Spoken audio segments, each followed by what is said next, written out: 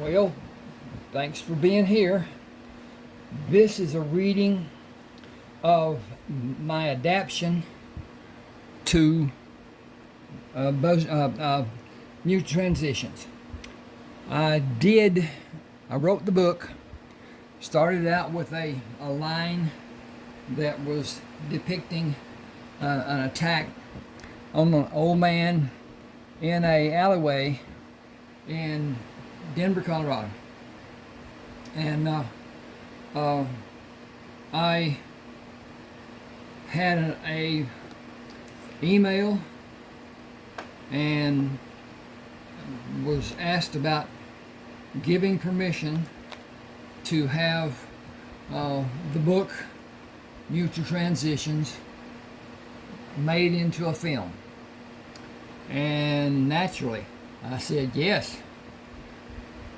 And we talked and talked and talked, and I have 31 ebooks.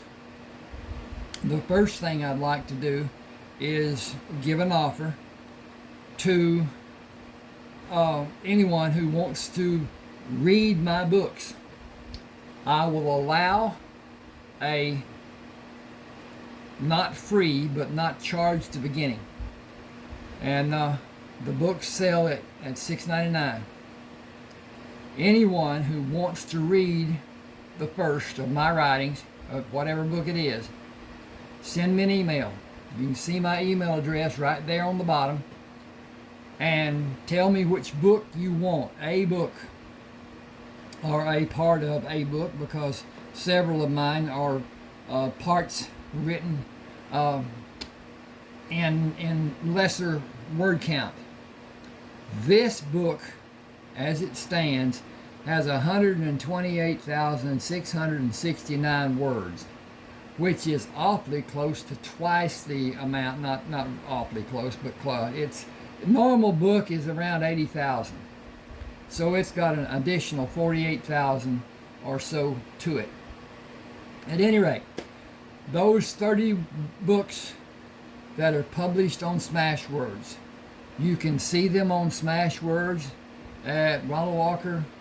You can see them at like this, Mutual Transitions, and start off and go through and find them, even read part of them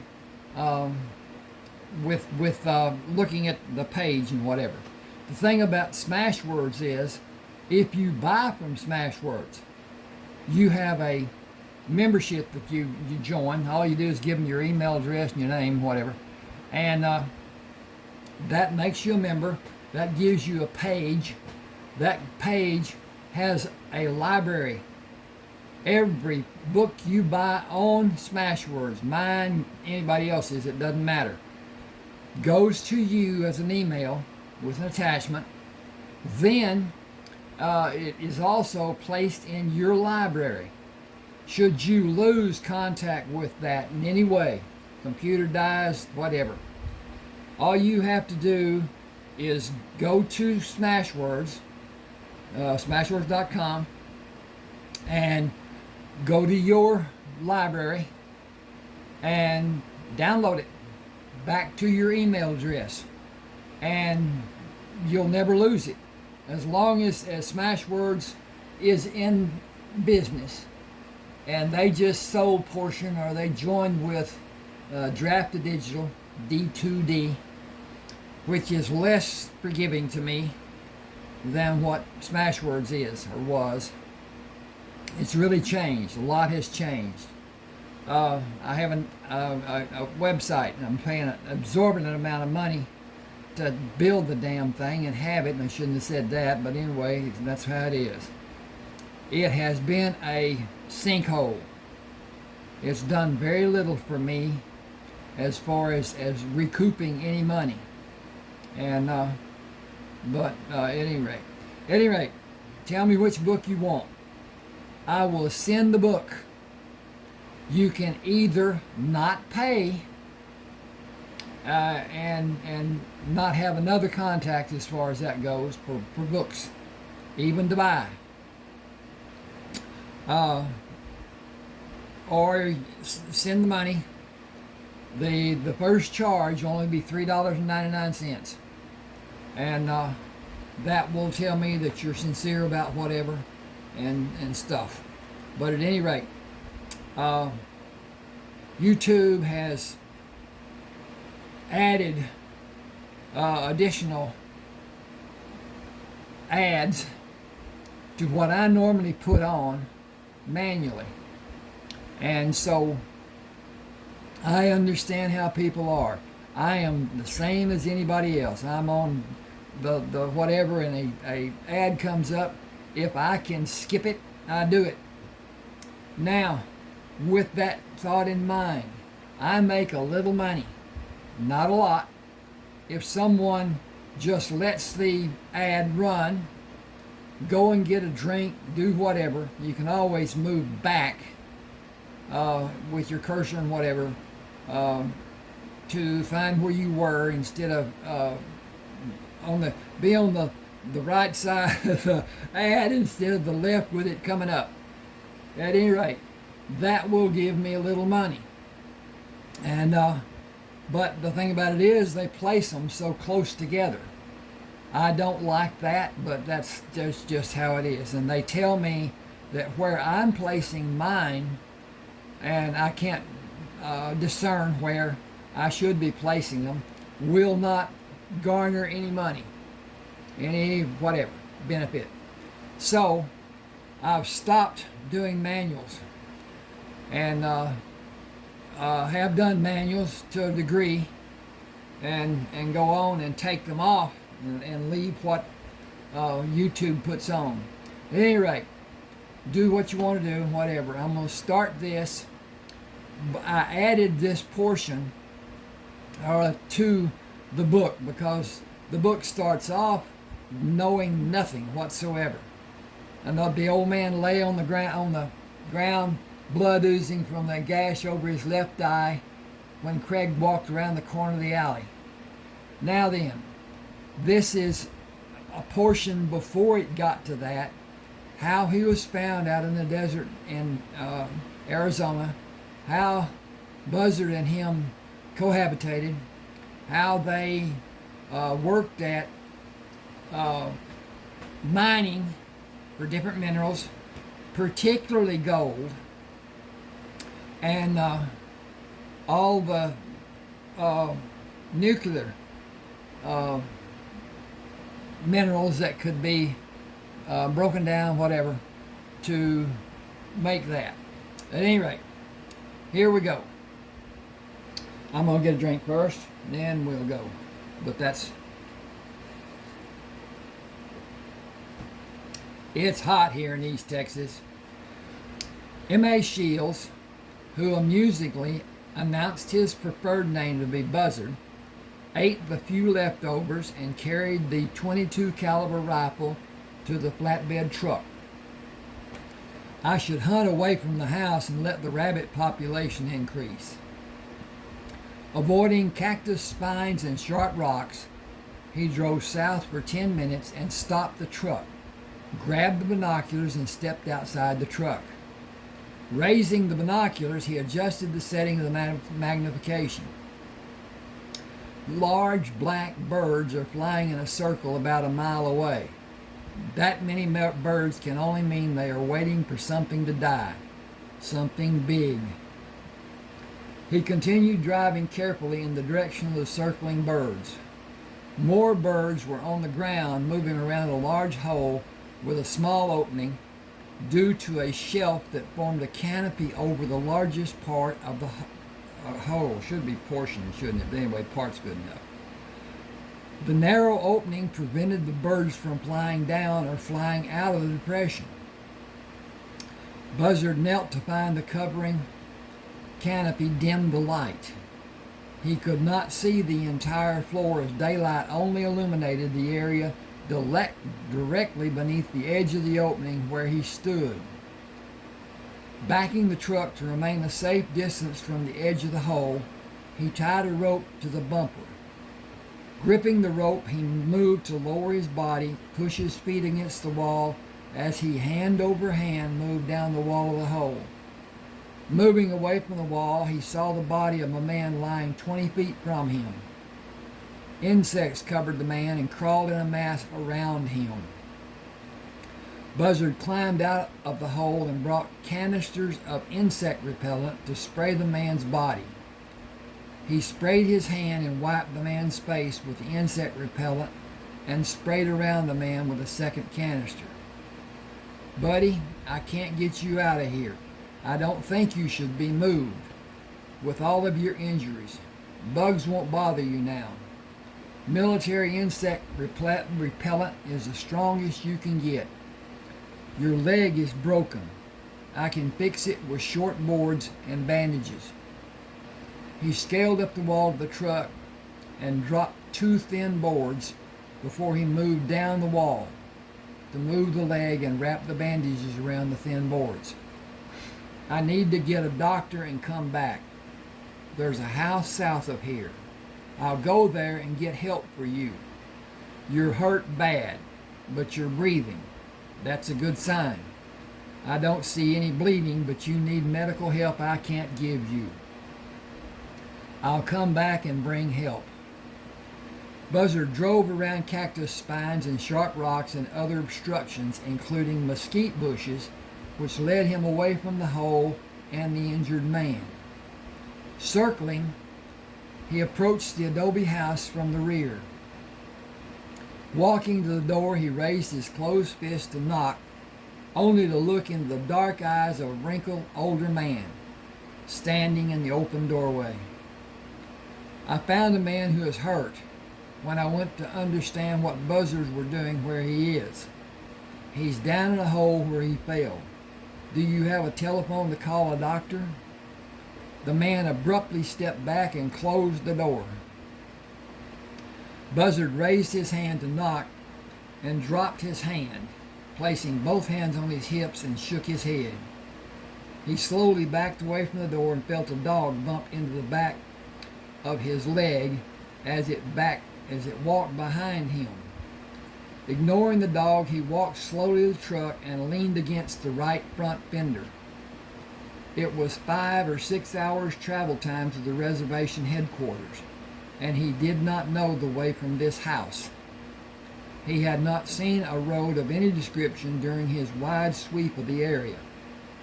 He was startled when the man came outside, banged the door shut, and walked with a halting gait to climb in the truck. I should put that, I'm going to change this. Hang with me a minute. SIDE. And climbed inside the truck without speaking. Buzzard noticed the pack the man held was filled to the point of pushing the cover flap to prevent him from closing it. He started around the front of the truck when the old man climbed out of the truck and went to the back of the house, then returned with 2 long poles rolled to be covered by a thick blanket. He put them across the bed of the truck behind the cab and climbed inside the truck. I'm going to do this again, just more succinctly. Okay. Climbed inside the truck. He stared straight ahead without speaking. Buzzard tied the poles on the left side of the bed and moved around to tie them on the right. That will hold them. Sitting behind the steering wheel, he saw the man point toward the windshield. Go that way? Silent. I'm going to change that too. That needs to be silently.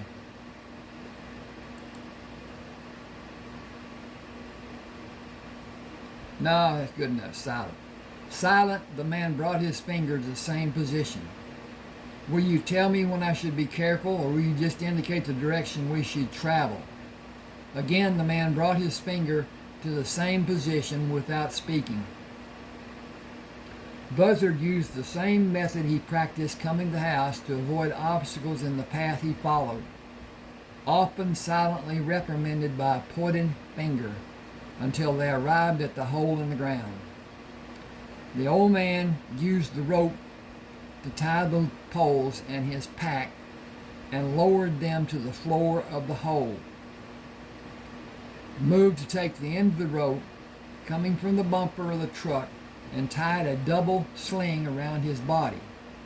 Moving to the edge of the hole, he sat with his legs over the edge of the hole and waited for Buzzard.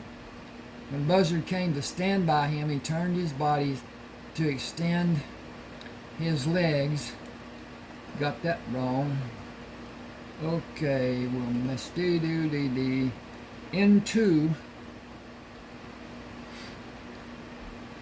turned his body to extend his legs into the opening of the canopy and pointed down. You want me to lower you to the bottom?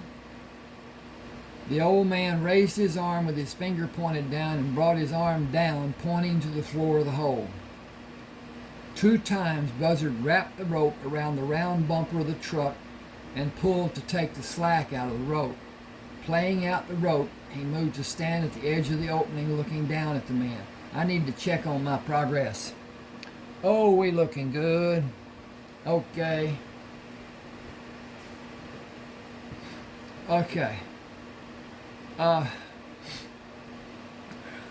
Move to your left to align your body with the rope. I'll lower you, then I'll come down to help. The man's hand shot up into the air and waved violently. You want me to stay here? The man pointed down, moved his body as Buzzard instructed.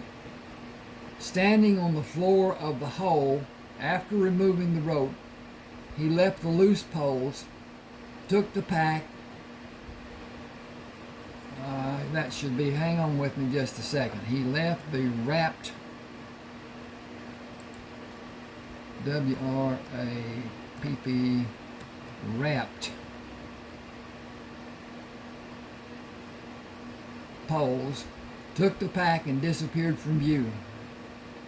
Buzzard slowly moved around the perimeter of the hole and stopped at the location he believed was the place the injured man fell. He must have fallen from here, but the opening is so narrow.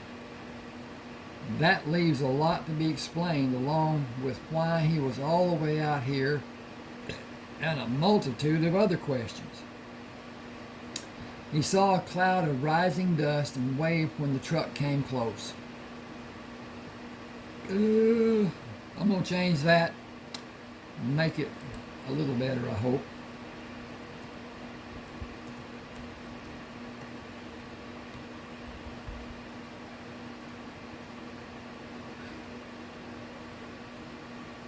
Alright, we got that done. See if this don't sound better. He saw a cloud of rising dust and waved when the truck approached.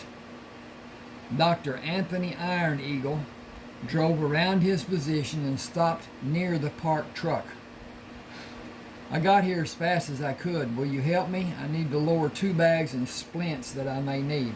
My uncle said a man is injured, but he did not know the extent of his injuries.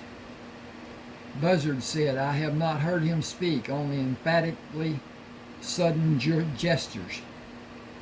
He does not speak English well, only a few words.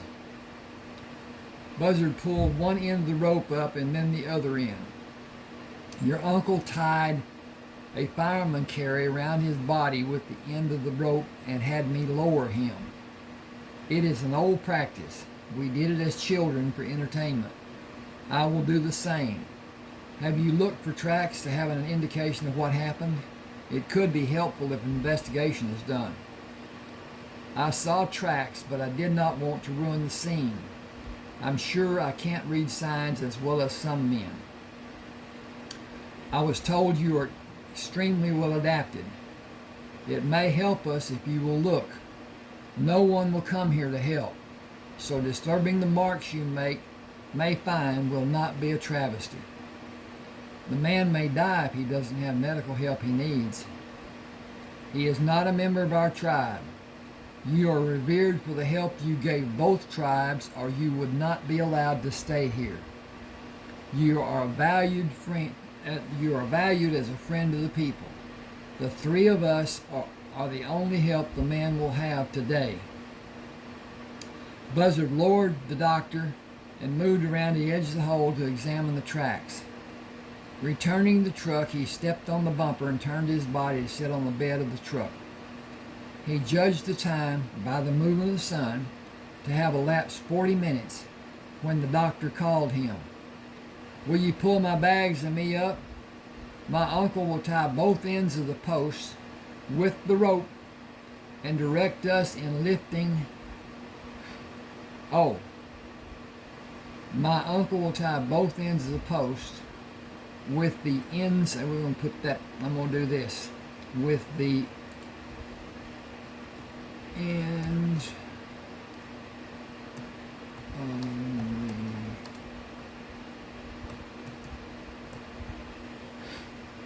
okay, I'm going to see what I got here. I need to fix that. Okay. "Will you pull my bags up? My uncle will tie both ends of the posts with the ends of the rope and direct us in lifting the man out of this hollow. It will be difficult for us to lift him the final few feet.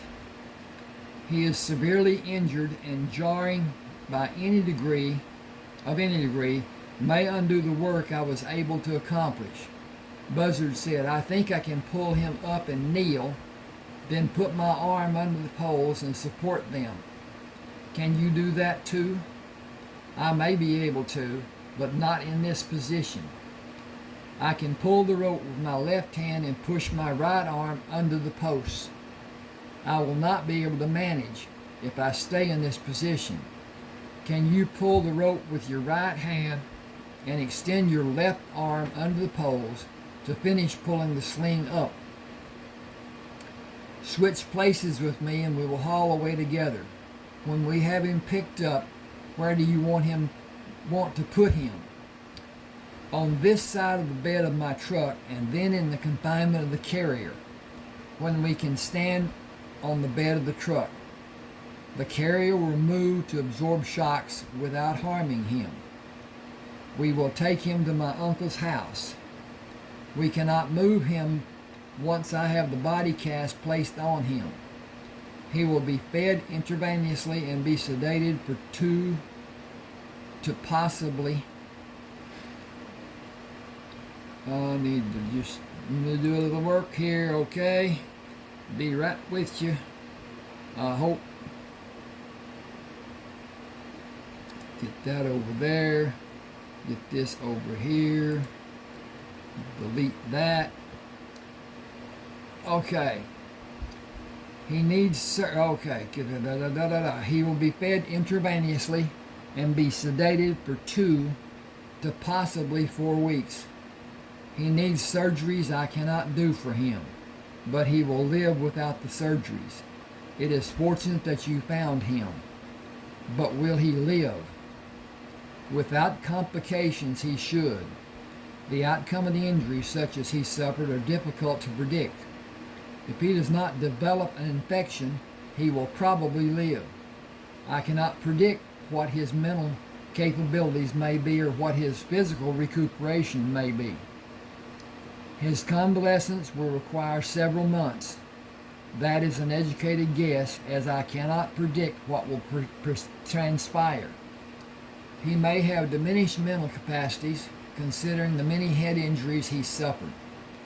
He may not be able to walk properly or even do more than stand. I hope he is left-hand dominant. I will attempt to correct the damage to his fingers and bones of his right hand. He will have severely diminished use of it. Buzzard watched the doctor as they pulled the man up to the rim of the hole and finally stood up with the man held between them. I have his head. Can you walk sideways with me so neither of us is forced to walk backward? Yes, I can. This man has been sorely treated. He does not weigh what a normal man his size should weigh. Has he been starved? He suffered much more when he fell due to his emaciated condition. Heavy muscling and body fat might have cushioned his fall. He has neither. Yes, I believe he has been denied food and water for an extended period. A normal-sized man could not fit through the opening he fell through. The doctor struggled to lift the man and place him on the truck bed. Buzzard said, "Come around and let me rest his head and shoulders on the truck, and I'll help you get his feet on the bed." "Thank you. I'm very tired and he needs much more to be done when we have him safely in my uncle's house." Okay, he doesn't like something here, so I'm going to see what it says. And it's not saying anything. Okay. Buzzard climbed up on the truck bed to help the doctor up. They raised the man into the carrier and moved down from the truck bed. Moving off the bed of the truck, the doctor said, "I removed the splints you placed on his leg because the breaks needed individual attention. I put splints on his lower and upper right arm and right leg. I can do nothing for his fingers except with surgery. Please help me bring my uncle from the pit and you can go. Can you handle the man by yourself? My uncle will help." "I can help if you need me." "I appreciate your offer. We will manage. Others are waiting for us at my uncle's house." Buzzard pulled the old man up with the rope supporting him and offered his hand to steady the man when he stepped up on solid ground. He simply ignored Buzzard's kindness. The doctor helped his uncle into the truck and drove toward the house without speaking. "They act like I didn't brush my teeth or take a bath this morning. I suppose it's a good thing I didn't break wind in front of them. The best part of their leaving is that I can go back to finding my next meal and work on detailed plans for the water transportation and holding." Buzzard spent 3 weeks exploring the surrounding area, cleaning the house, hunting, and having meals he enjoyed. "I must have had food I enjoyed after the hamburgers we had on the plane going to Seattle from Denver. Funny, I can't remember anything this tasty. We will go to Spain and mine gold when we come back and again have the same almost tasteless food. 5 rich men eating like prehistoric cavemen. Back to the drawings and water. Another treat, or should I say reward. I hope the man I found is recuperating more and more every day. I find it odd that I enjoy solitude. Yet I anticipate having time with Norbert, Sherman, and Anthony. They deserve better than they ever have on this reservation. Perhaps at another time." Buzzard opened the door when Norbert knocked. "You are just in time to be too late. Dr. Iron Eagle met us on the road coming from delivering the ore. He wants you to go to his uncle's house to talk to the injured man when he wakes him up. He's been drugged for 4 weeks and it is time to let him wake up. The doc's uncle doesn't like white men, but he won't be a problem." Buzzard said he didn't say a single word to me when we met and the whole time we were together.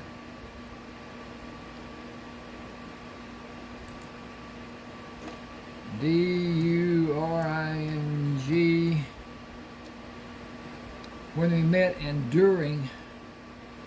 I messed that up. I got to fix that. During. Ba da da da. Dink.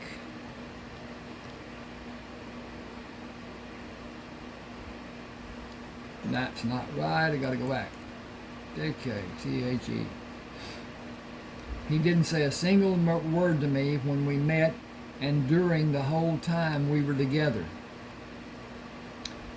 White men killed his family when he was a kid. They beat him.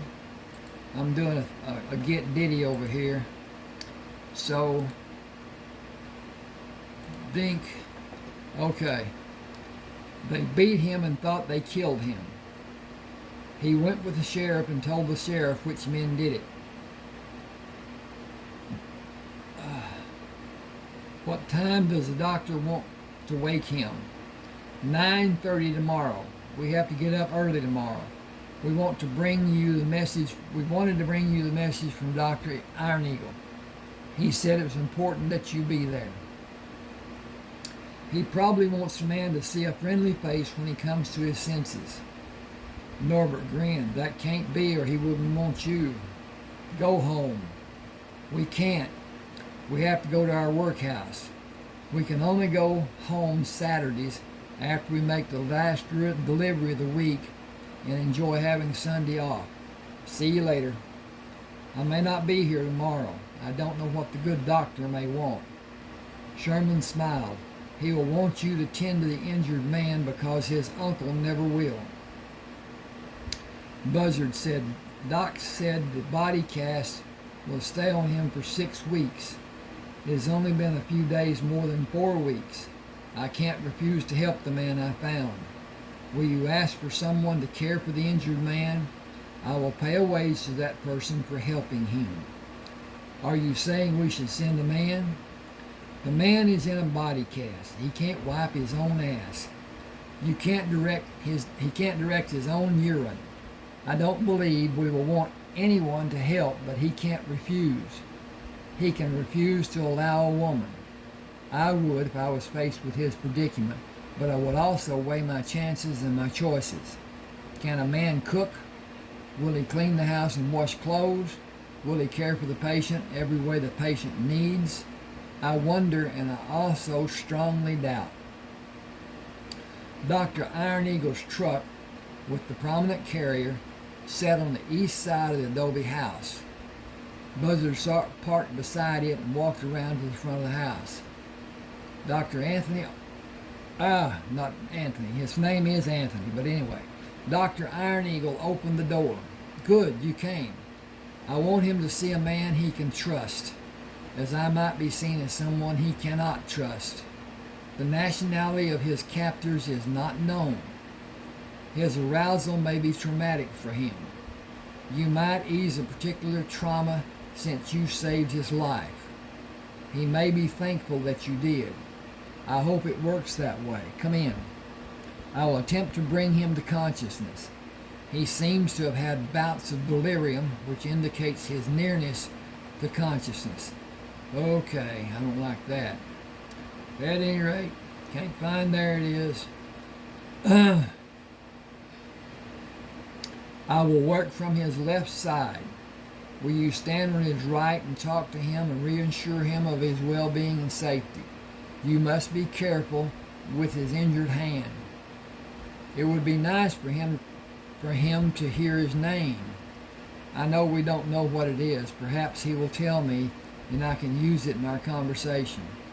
Keeping him calm is my first priority. It's good that I shaved my beard off. Are you ready? I got the easy part. He can't blame me for anything. Do you have the ammonium nitrate? Dr. Iron Eagle laughed. Thanks for trying. You know what it really is. Gently take his arm in your hand and draw his attention to you with slight pressure. I'm going to fix this. Got to. Okay, comma. With SLIGHTPRESSURE.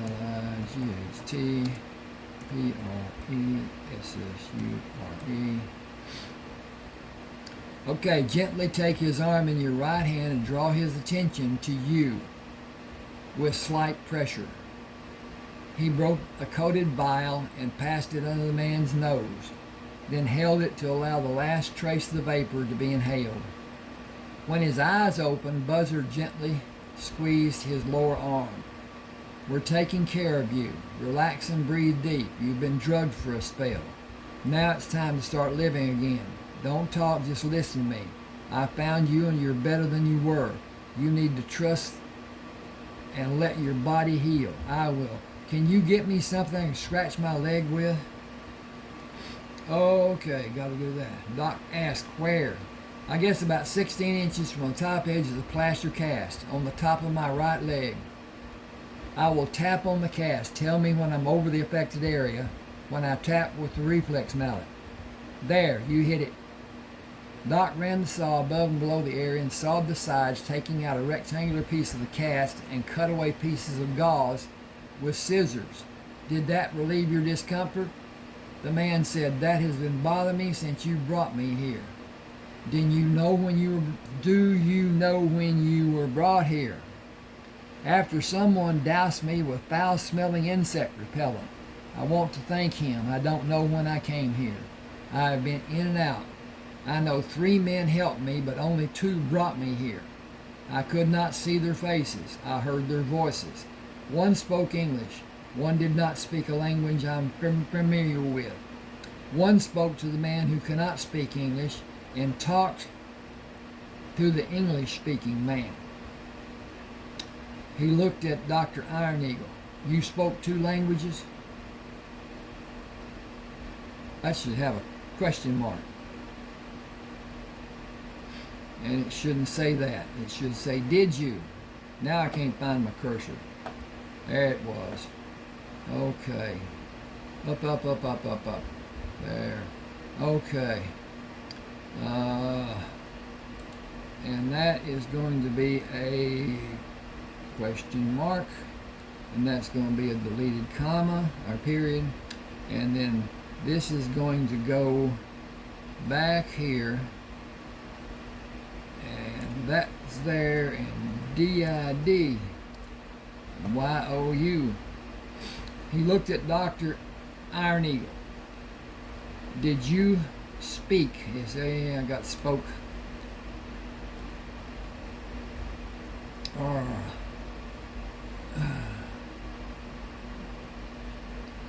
Take care a minute, just a second. They got it. Alright. Did you speak 2 languages? He turned to look at Buzzard. I'm going to save this. Click that there, click that there, click that there, and we're done. Okay. He turned to look at Buzzard. You spoke English. Ants were stinging me and bugs were biting. The pain was so strong I did not know where all of it originated. As I said, I was in and out. Everything is not clear, almost dreamlike, fuzzy. Buzzard asked, what can I call you? I have been trying to recall without success. I simply cannot remember. 2 men put me in the trunk of an old clunker of a car and brought me here. I was in the trunk a long time. They argued about how they would kill me and almost came to blows. I crawled backward, away from them. I am not certain what happened after that until you poured the insect repellent over me. Thank you for what you did. How do you feel? What's hurting? What's not? What do you need? Your name would be nice. My mother gave me my name, Morticius Alejandro Shields. It isn't easy for people to pronounce, so I chose Buzzard as an easier name. It is out of respect for a man I hold in high esteem. Buzzard it is then. It is a unique name, but easy to remember. Where is this place? Hang on a second, I gotta check progress. And we are progressing. Okay.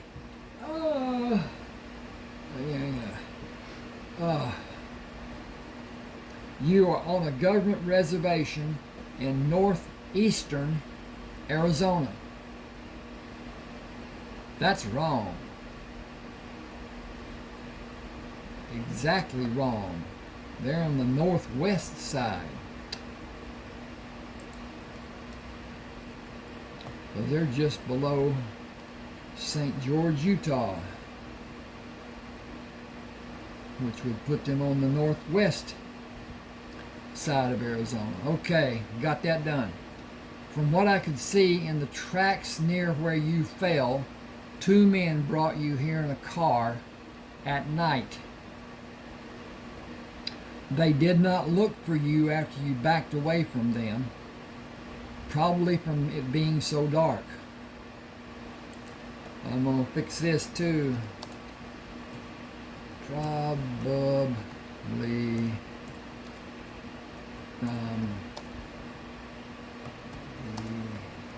darkness. Okay. They floundered around for a period of time before they left. I followed the tracks to an asphalt road and lost contact with them. You were very lucky to be alive. Can I call you Lucky? Buzzard and Lucky. That is a unique pair of names. How long I got the dirt here. How long will the cast need to stay on? Doc turned to face him. The full arm cast can be removed next week. The lower cast should remain for 3 weeks. Your fingers and wrist are held in a form. I need to change this because that can't be a full cast. Partial. Okay, he turned to face him. The partial arm cast can be removed next week. The lower cast should remain for 3 weeks. Your fingers and wrists are held in a form. I examine them daily. Please do not attempt to move them. For the duration of your life, the use of your fingers will be limited, I am afraid. There was extensive damage that required surgery. There are 12 pins in your 4 fingers. You should be able to close your fingers to make a fist and be able to grasp items successfully. You will not be able to pick up an item such as a coin in the usual manner. You may be able to learn another method in time. I am resolute that I am able to remove your leg. Okay, back me up. I am resolute that I was able to move your leg to the correct position for it to properly heal and place the bone back in the joint of your hip. What are you telling me? I cannot know until the restraints are removed. You and I will learn together. I am not an accomplished surgeon. I did the best I possibly could under the circumstances. It may not be enough for a satisfactory conclusion. I was not able to do surgery on your hip and leg. It was needed, but I do not have the facilities to be able to perform such delicate surgeries. Buzzard asked, where did you live before? I have racked my brain trying to remember anything about my past during my near lucid times. My memories seem to begin with 2 men that stayed outside a dark room I was locked in. Hang on just a second, please. I got a bit of personal. Okay. Just a minute, and I'll be right back. I've got to do something here personal.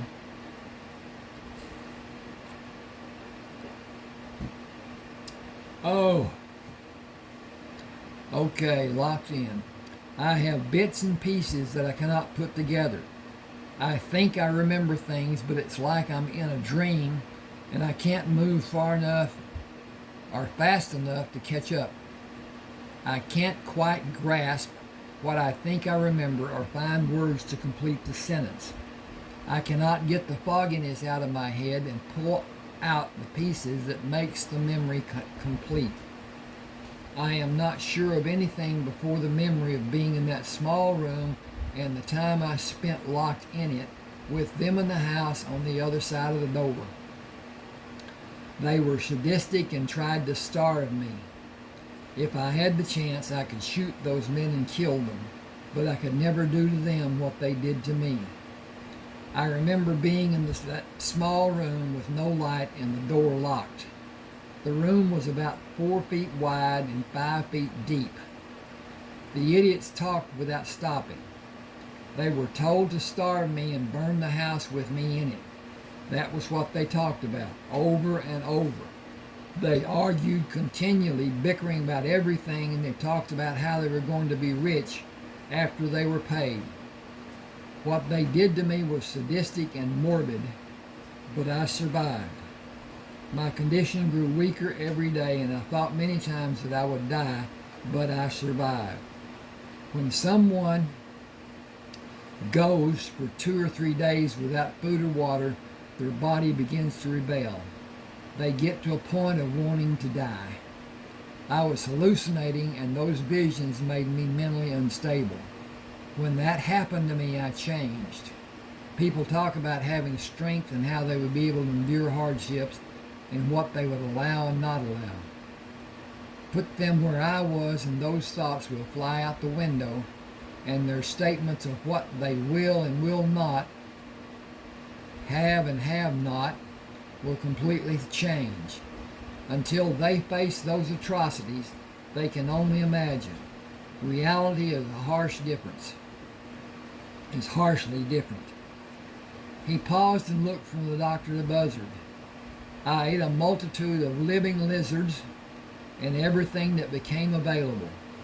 I will be dead if not for doing it. Should I continue? Buzzard said, we don't have a lot to do. If you feel like talking, it may help your memory.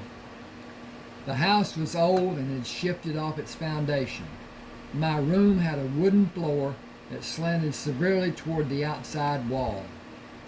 When I stretched out to sleep, I had to put my feet in the back right corner with my body angled across the room because the floor slanted toward the back left corner. I relieved myself in that corner. They threw water under the door, attempting to wash away the stench I caused. It became my habit to lay on my stomach on the floor with my feet extended to the back wall, praying they would throw any amount of water on the floor again. I made a dam across the room with my shirt to absorb the water and squeezed it into my mouth after I got all the fresh water I could manage. I did not make a sound to alert them that I was drinking the water. One of the men threw water and attempted to electrocute me using an electrical charge from 2 bare wires he dropped into the pool. I had the shirt ready to catch the water and I got shocked in my hands, but I was able to release my grip and the water did not come past the shirt. He was the one who was shocked. I could hear him dancing around the water trying to get away from the electrical charge. He could not stop to bend down to move the wires because every time his feet came into the water, he got shocked and his partner refused to help him. It helped my resolve to live because after it happened, I would picture him hopping from one foot to the other, being jolted by the electricity with each move he made.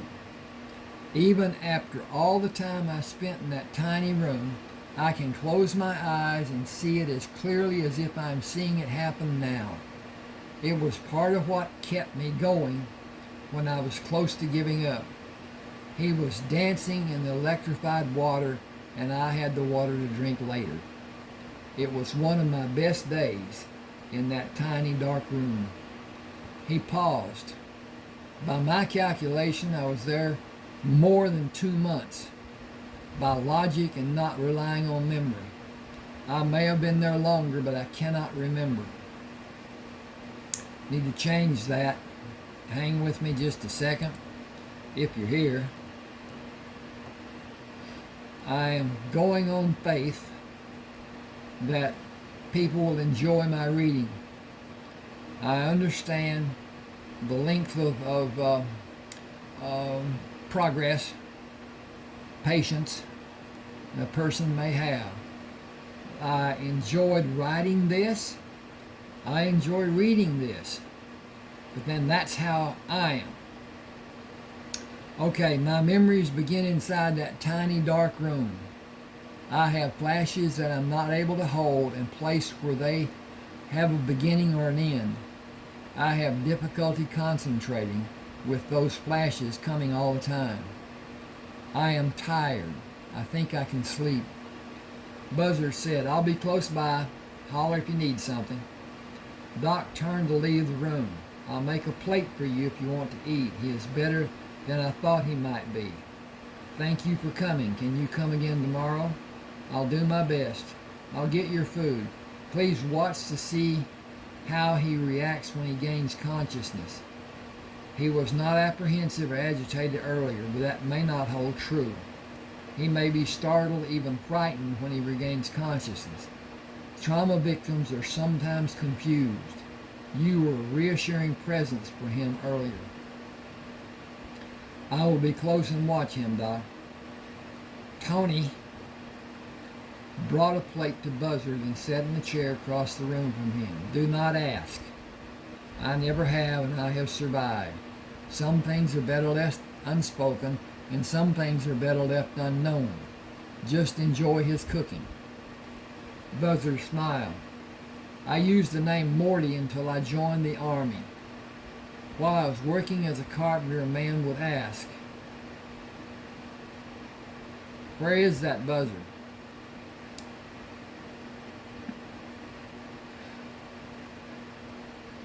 I got to change that because he wasn't working as a carpenter. Working and okay, back that up. That's the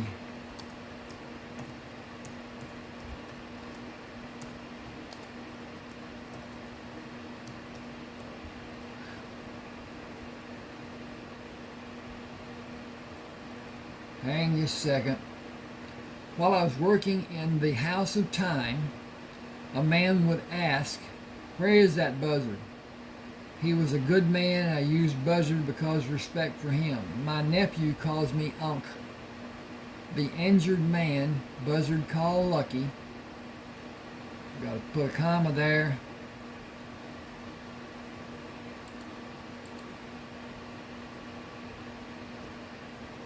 The injured man, buzzard called Lucky, asked, "What will you call me?" Buzzard said, "Late for lunch. How are you?" "Hungry and thirsty. I think I own a ship. I think I own a fleet of ships." Tony said, "We have not had a report of a missing shipping magnate.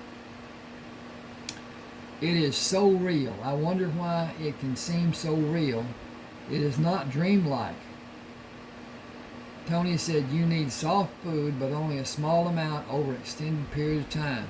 You can eat all you want, but in small portions, and you should limit the amount of liquid intake for several days.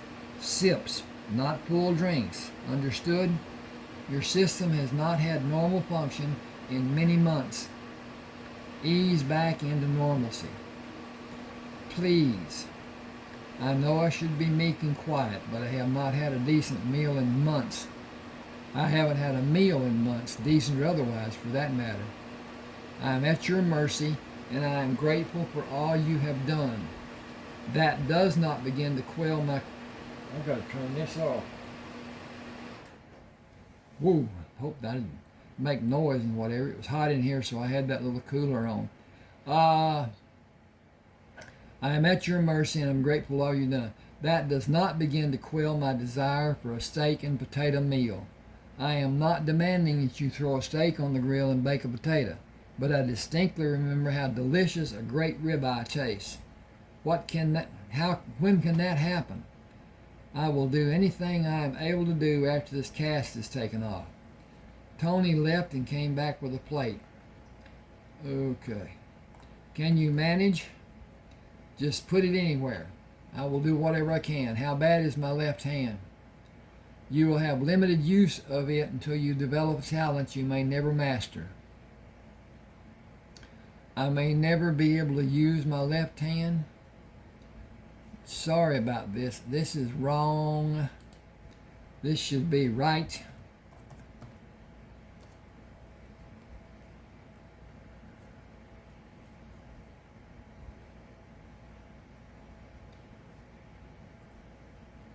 Okay, and this should be right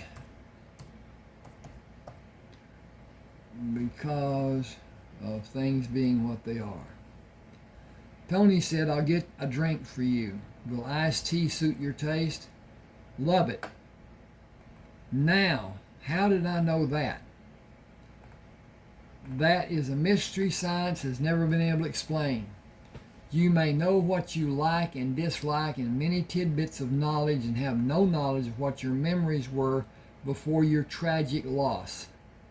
The triggering point of traumatic amnesia.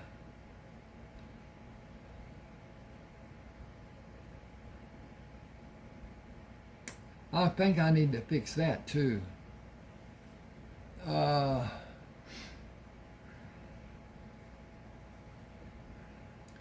Is that what I have? Traumatic amnesia? Your trauma began inside a cramped, dark room. Your collected memories begin inside that cramped, dark room. It is reasonable to assume you were made to be unconscious by force. That reckoning of your predicament and the result may be the cause. It may be such a terrible realization that you will not allow yourself to remember. You said the two men were paid to kill you. Who might have employed them? I think that will be your first key to remembering. It may never happen, but you are alive, contrary to the desire of some unknown person or persons. Those two men were too stupid to tie their own shoes properly. They put me in a room that was so dilapidated even small rabbits and snakes came inside and saved me from starving. A man can do terrible things when he is hungry. I did. I would again. Both of you would. I lived in that room because I outwitted those two men. I lived to be brought here because Morticius Alejandro Shields cared enough to find me and help. I lived after I was brought here because Anthony Iron Eagle wanted to be a doctor and help people. If I was a rich man, I would divide my holdings with both of you, but I do not have the price of a small stake. What else can I say? I do not have the slightest inkling about what will happen to me even in the next few minutes. I cannot say what I will be able to do when the cast comes off. I may or may not be able to stand, and walking within several weeks is probably not possible. My future looks rather bleak. Buzzard said you are responsible. Buzzard said, you are my responsibility and I'll take care of you until you want to leave. That's my word and my bond. What, are you rich? I have investments. I am not worried about money. I have no idea if I ever be able to repay you. Just do what you are able to do for now. You can worry about what might be when I run out of money. Tears came to the man's eyes. I will pay you back someday, some way. Eat a few bites and wait to eat more. That's your first job today, not talking about paying back. Your second job is talking to Tony and me about anything you want to talk about. As I see it, the only way you can progress will be an improvement from where you are now. Each day will be an improvement, because each day you may not remember anything more, but you will exercise your facilities, and like a well-exercised muscle, strength will come and you will have improved. I think that's all that's important for you. Charlie Luck.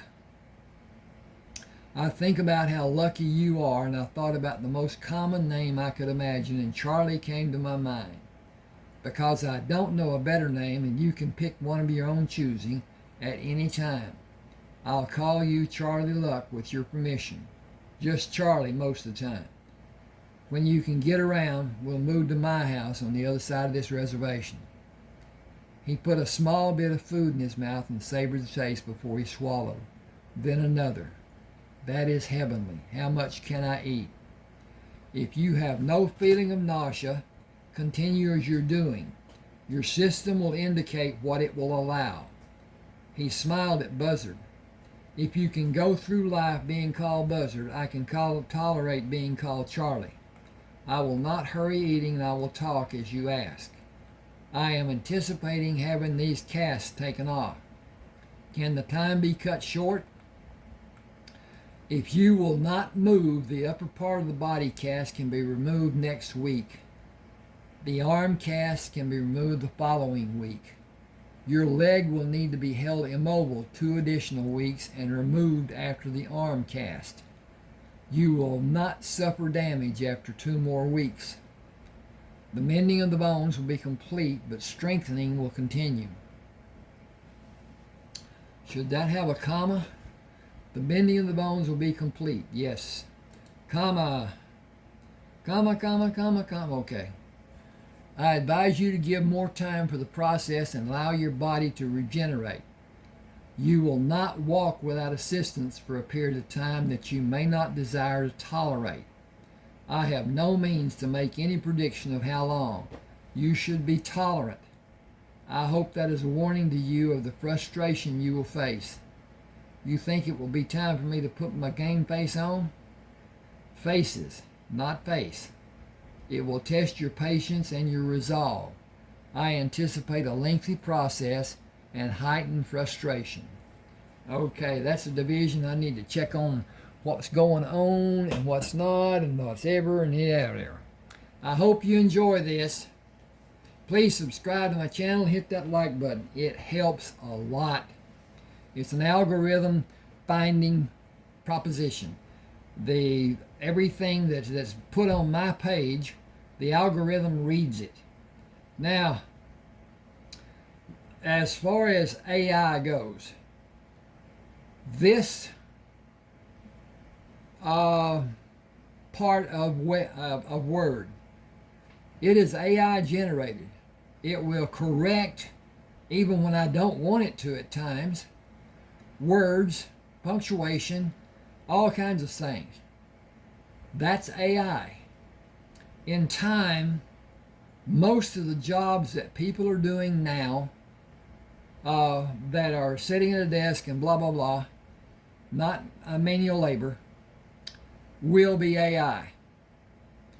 There will come a time in the distant future, possibly, Elon Musk feels that in his time, his essence will be downloaded into a robot brain, and his essence will live, AI functioning. And if you've seen the movie I, Robot, it's going to be real. There will be robots of different. There are now robots. There are vacuum cleaners that will clean your house with you just turning them on. They go to where they bump into something, they move around it, they go blah, blah, blah. That's AI. This computer, your computer, it's AI, artificial intelligence. And it's something that we will probably never, I'm not going to see it in my lifetime. I'm too old. But things will be what they are.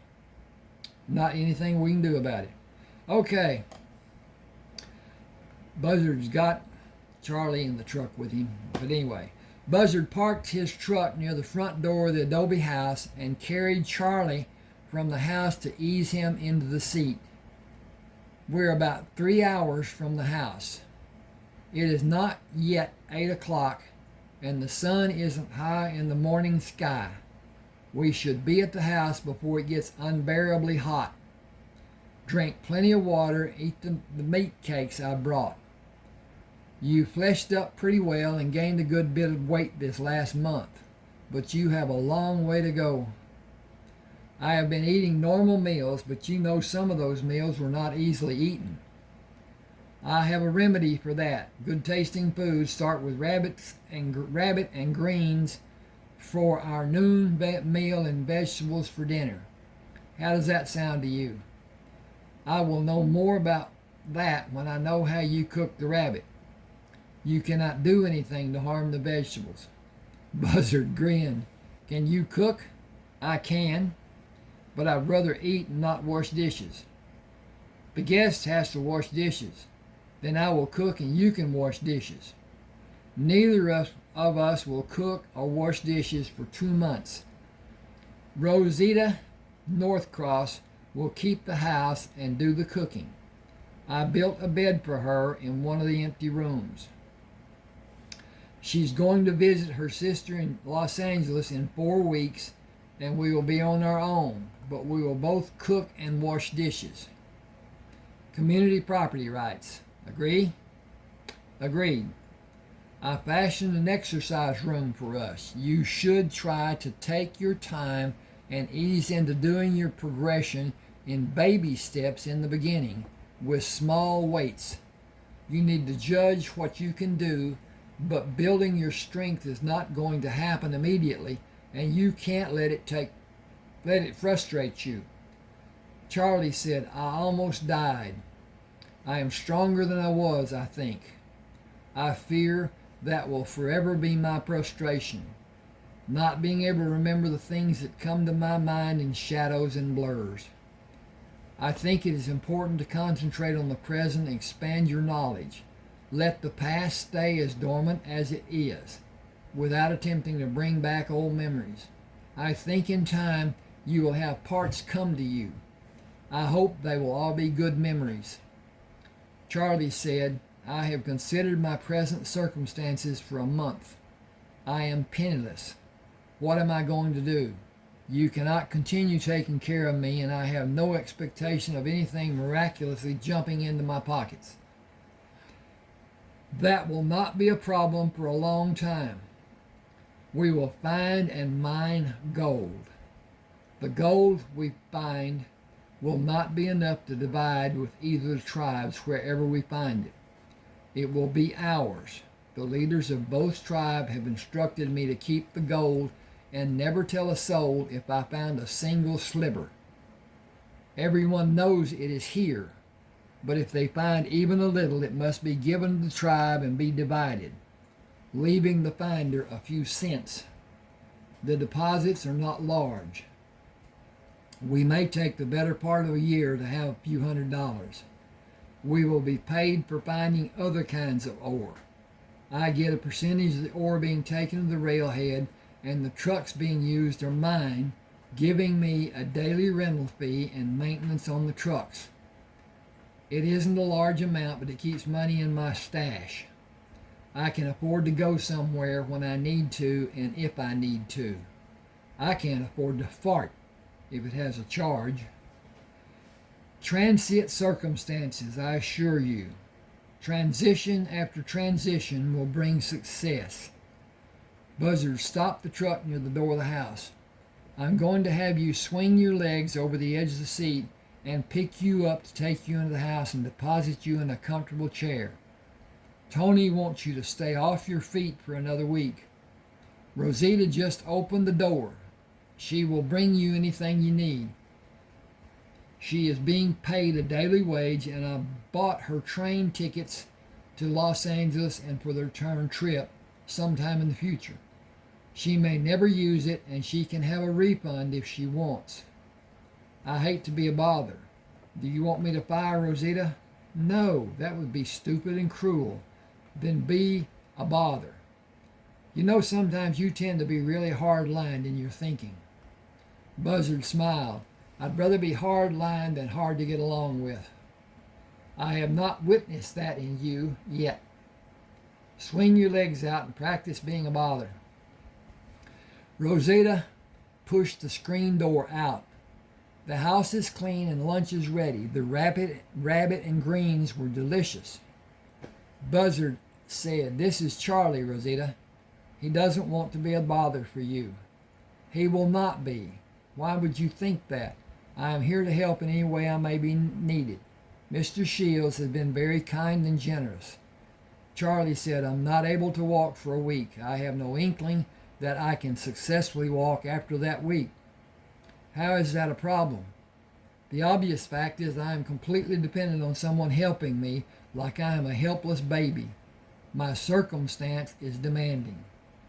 Rosita said, I have 4 weeks before I go to see my sister. I have faith you will be able to take care of yourself before I leave. I sincerely hope it will happen. Buzzard said, It will happen. You are too strong-willed to allow it not to happen. Do you want to go with me to see the water transfer systems tomorrow morning? And the crops in the fields? Those too. It must seem like a miracle to the people. Rosita said, It is a miracle. The desert is growing food. It is a miracle. The water cools the fields and helps the crops grow and not burn up like a small garden did so many times. Buzzard said the weather will allow a long growing season. 2 crops may be grown. The second crop will require plants that are heat resistant. He stood in front of Charlie. Drop your right hand to the lever on the side of the chair. Can you raise your legs and pull up on the lever? Gently. Okay.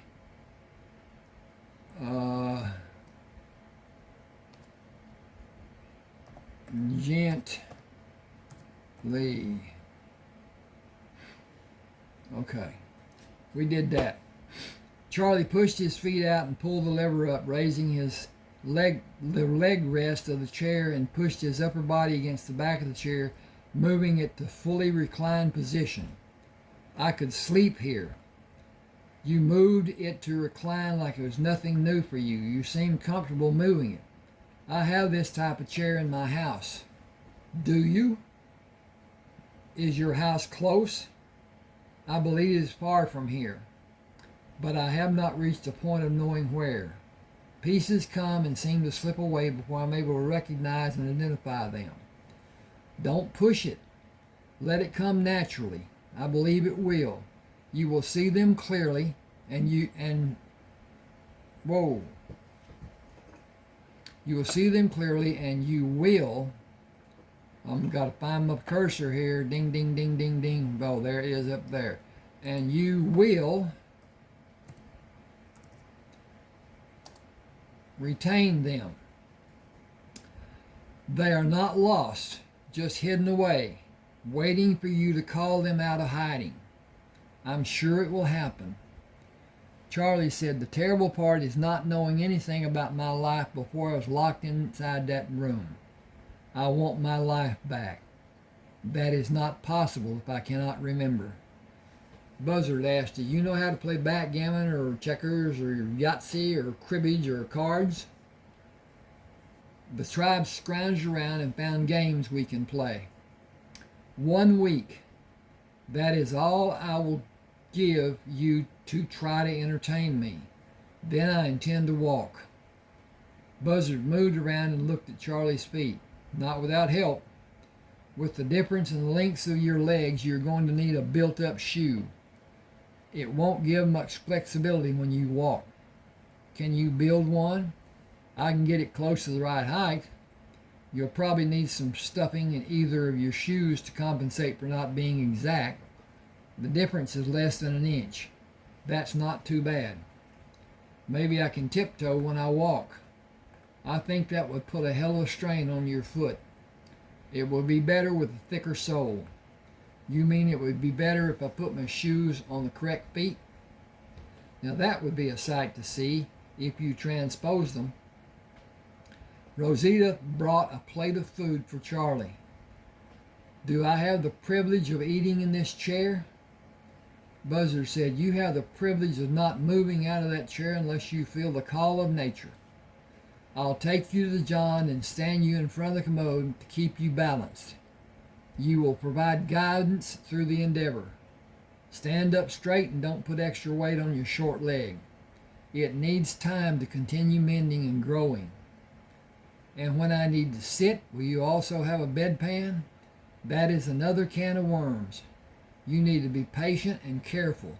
It could determine how much more length your healing will allow your leg to grow, gaining growth. Both the hip and the break can have growth if you allow it to happen. Your hip joint will grow new tissue, and with it supporting the ball on the end of the femur, either sitting or lying down won't stop its growth. Then you can help me into the truck and we can go anywhere we want to go. Sitting in that chair is not the same as bouncing across the desert. 2 weeks, and Tony will make a decision. The crops will be almost ready for harvesting, and you can walk with crutches, but only on a hard surface, not slippery, here in the house. These tiles are slippery, and the mortar joints are lower than the surface of tile. You can readily bust your ass. Once the crutch has slipped, it's gone and you're going down. Rosita brought Buzzard a plate. Okay. I got to do this. Okay. SECOND. Rosita brought Buzzard a second plate. There is more if someone wants it. Buzzard said, thank you. Charlie, do you want seconds?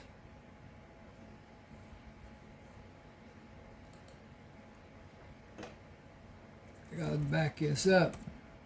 THIRDS Buzzard said, "Thank you. Charlie, do you want thirds?" He nodded his head. "After what I have had to suffer, and as delicious as this is, I do. But split it between us, please." She smiled. "There's enough for each of you had full portion." Was Micah's cooking that bad? Bad. See, this is AI did this to me. I know I wouldn't put bed, and it did bad. I did bad, it did bad. Buzzard quickly swallowed.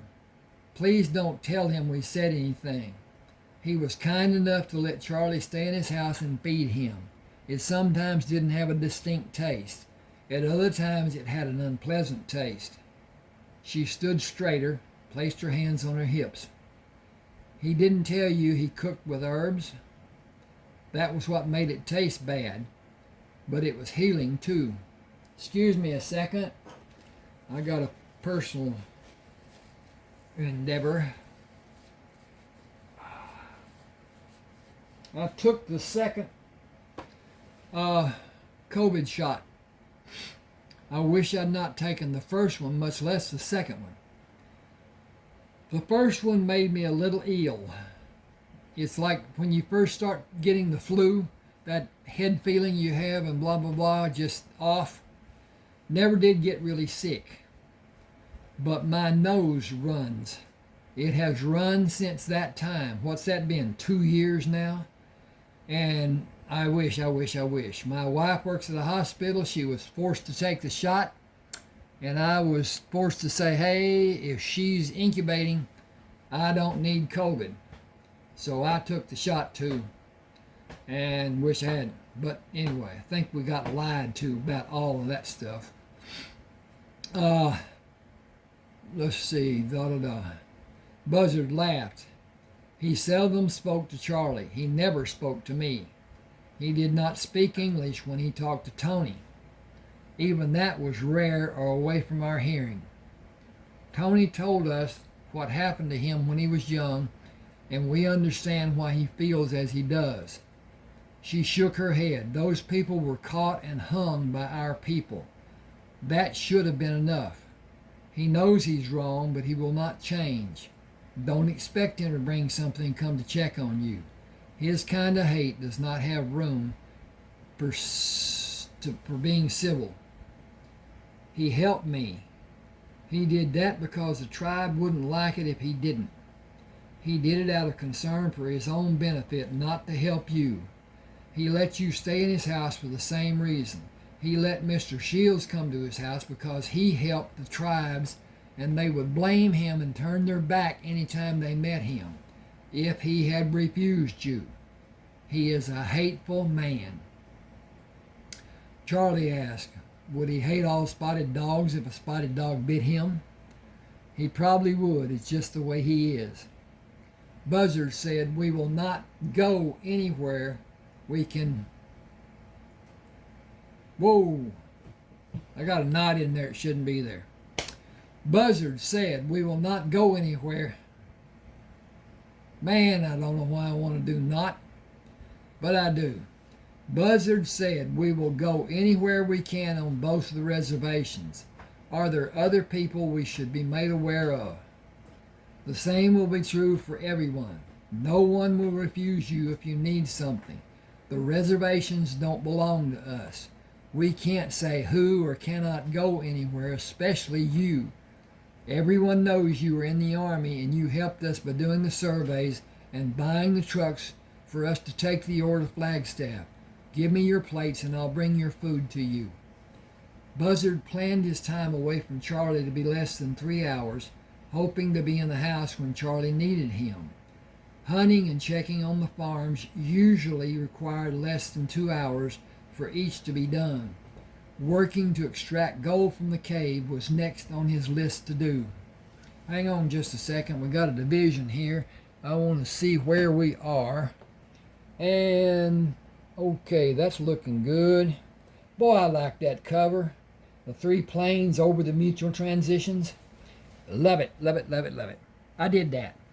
I built that. I built all of my covers. But now, Some of them are just playing. Anyway, Buzzard pulled a magnet out of his pants pocket. I want to see if you can tell fool's gold from real gold. I hope this will be a learning experience for you. Charlie laughed. You want to see if I will make a fool of myself? Why should I play along with you? What will I gain? When I found this cave, I was certain I found a fortune. I couldn't tell anyone about finding it and have someone help to distinguish the real gold from fool's gold. Fool's gold is more lustrous than real gold, and it has properties of iron. The magnet will be pulled to fool's gold, but not to real gold. You will find both in this cave. I was fooled. Will you be? Give me the magnet and I will not be. Buzzard said, you may have diminished past recall, but your cognitive facilities are still functioning. Take the magnet. Let me go in first and wait for me to call you. I want to be able to leave the cave quickly should I have the need to. I fully understand and appreciate your apprehension. Bum, bum, bum, bum, bum. Buzzard searched the cave and called Charlie. Look at this and understand it is fool's gold. Iron pyrite. It has little monetary value. The strychnine, which is sometimes associated with it, has more value. Moving deeper into the cave, he pointed toward the wall, slightly above their heads. That is precious gold. This vein below it is gold mixed in quartz. We will take out the lower ore and have an easier time getting the pure gold. The mixed gold and quartz has to be separated using a chemical separation process. I have no interest in doing anything that time-consuming until later. I believe we will be busy without doing that. I will be here if we have time and want to do it later. The other cave is near the house. Buzzard drove the truck to the house and carried the shortened sawhorse to the door.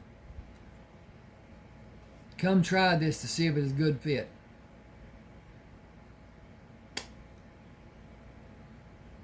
Okay, Charlie sat on the sawhorse and swayed right and left. It is short enough and it seems to be stable. Thank you.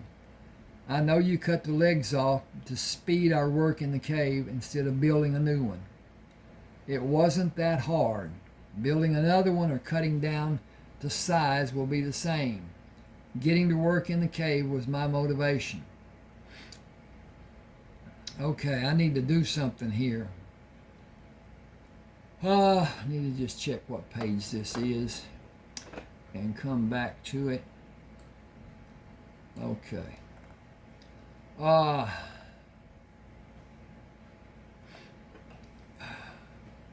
Okay. Getting to work in the cave was my motivation. For me or for you? I can go anytime. Naturally, I did it for you, but that means it was for me too. We're a team. Excuse me a second.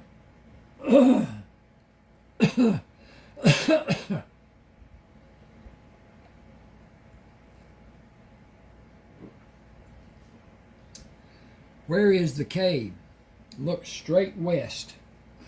See the dark cave in the side of the mountain? It is at level ground and we can walk to it.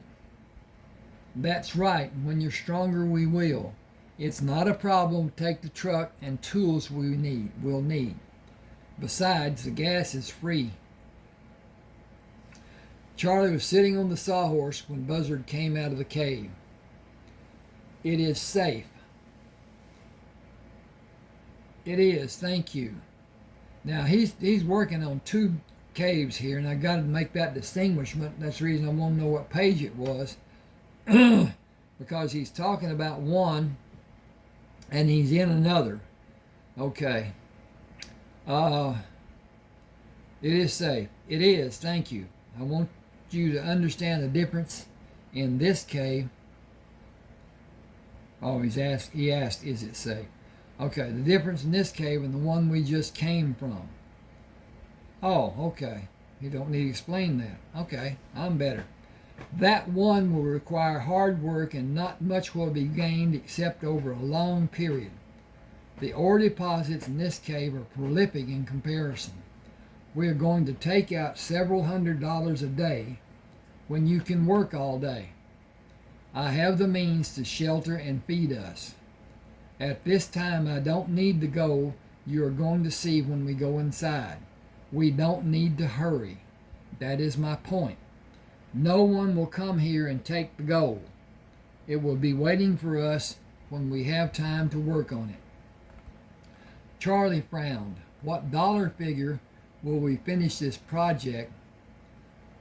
Oh, what dollar figure?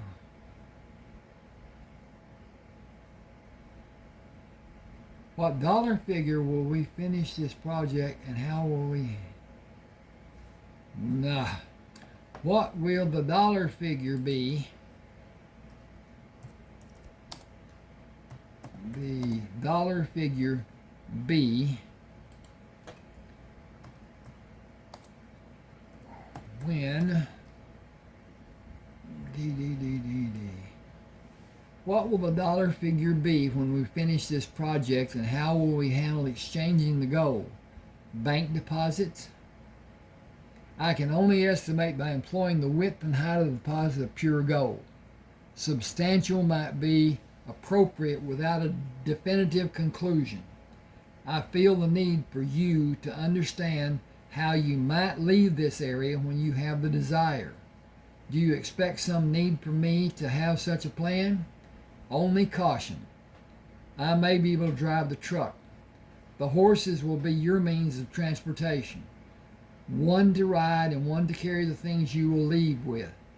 Placing the saddle and pack securely on the horses will require knowledge and practice.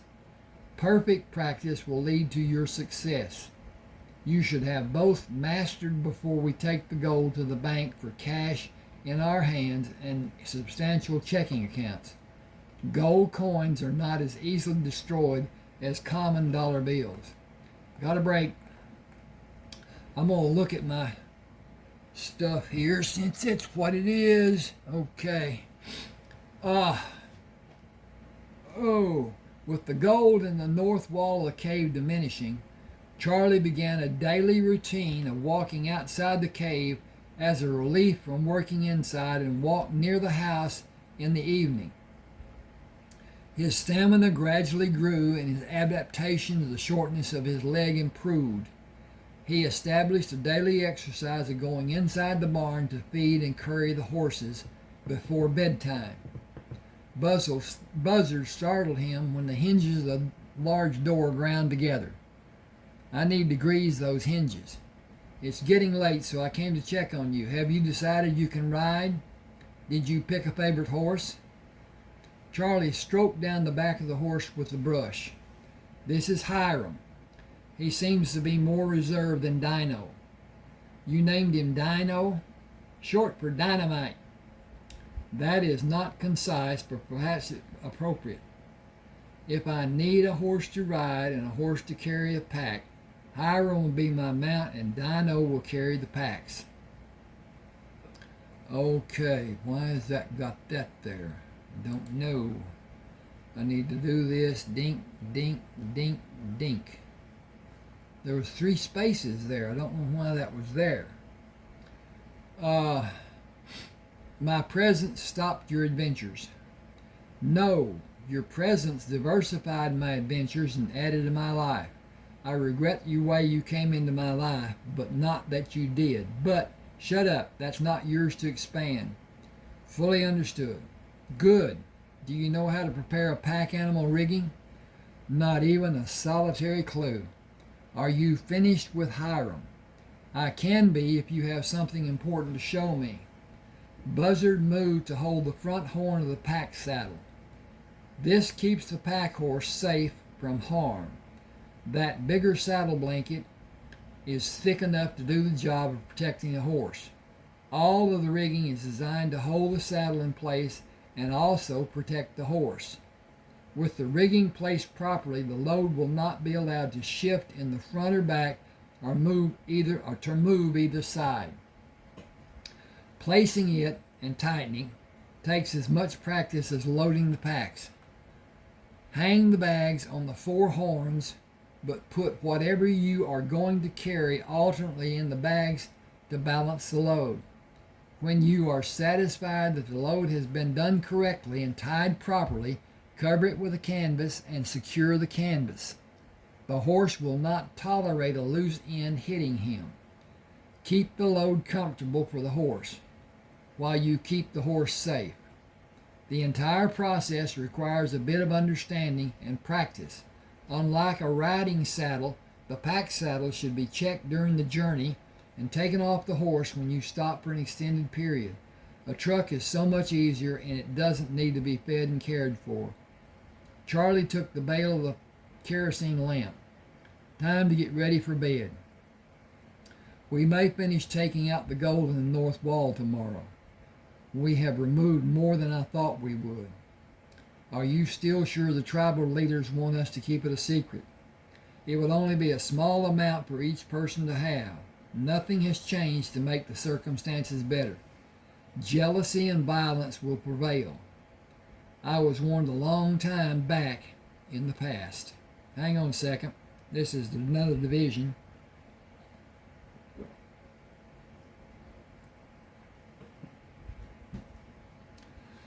Walking to the mine the next morning, Buzzard said, "This is beautiful country." In a sense it is, but more trees would make it even more beautiful. View it as it is. Relish the beauty you see. Appreciate the grandeur of the desert. That describes my view of this place. It is a desert, and my memory of it will be that it was mostly hot. It is a dry heat. You mean like an oven? I give up. It seems to me you are conceding defeat. You think? Get to work on the north wall. I'll work on the south wall and have it ready when you finish. Charlie filled 2 buckets. Will you take these to the shed and bring 2 more buckets? Buzzard carried the buckets to the entrance of the cave and turned to look back. We have too much gold to carry out of here, should we need to leave. We should take the bars we have to the bank in Flagstaff next week. It's easy to transfer money from one bank to another. What name will I use? Any name you like. The bank will give you a book that lists your deposits and withdrawals. You can use your book at any bank and deposit cash. When the transfer is done, you will have an account in the new bank. Didn't seem to fit there. You're worried, aren't you? You're worried that someone may come looking to finish the job, aren't you? Not so much worried about someone coming for me. That's been done already. You saved my life. You have been everything you possibly could for me. I am concerned that they may come for me and get both of us.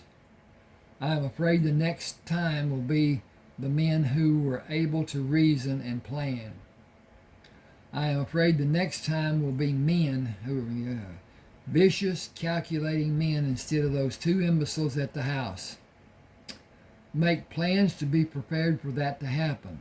That's the only response I can think of. Charlie said, we cannot carry the weight and the bulk of the gold we have.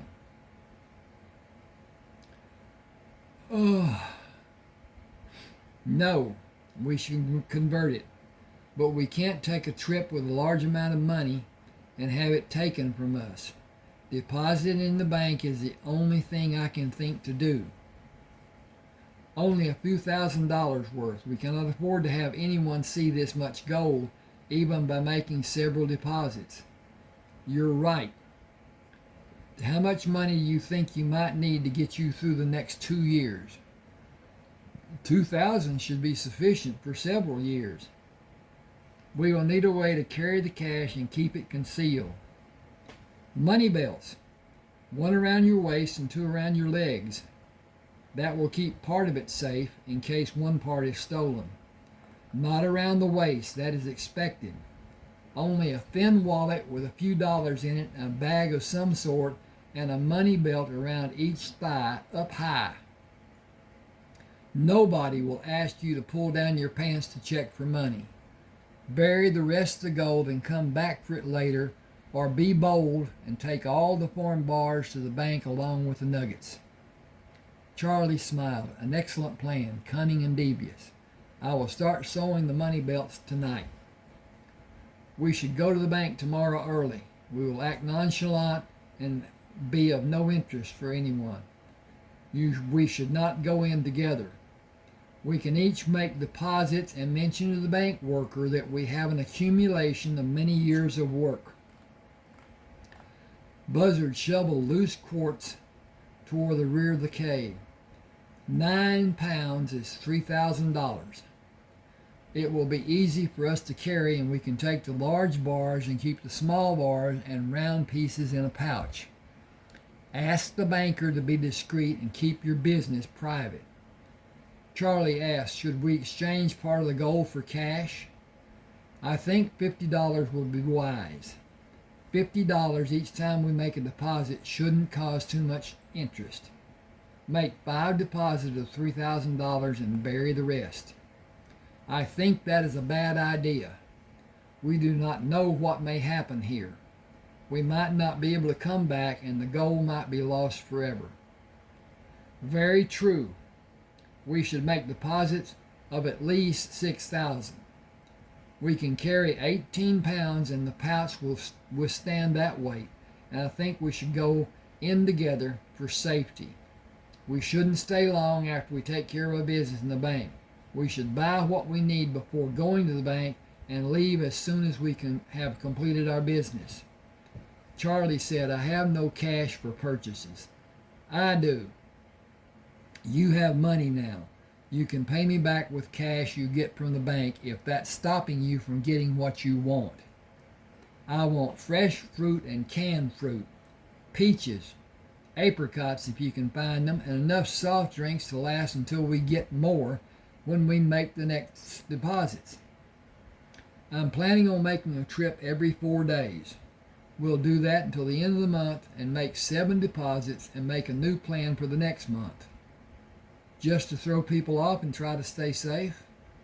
Buzzard shoveled ore toward the back of the cave. That's the plan. People don't plan to fail. They fail to plan. As they planned, Charlie and Buzzard walked into the bank with a pouch strapped across their left shoulder and one over their right shoulder. Each pouch carried 18 pounds of gold. Buzzard approached Cal Devlin. We'd like to sell gold and deposit cash in this bank. It will need to be weighed and assayed. We melted and poured it into forms. It is pure. The assay will give me the confidence to make the exchange. Where did the gold come from? That may be a problem for us. That will not be revealed. If that is required, we will bid you a good day. Bank policy requires me to ask. The law states that it is not required if you leave both the gold and cash in the bank for 30 days. Then there will not be a problem. Bring your pouches.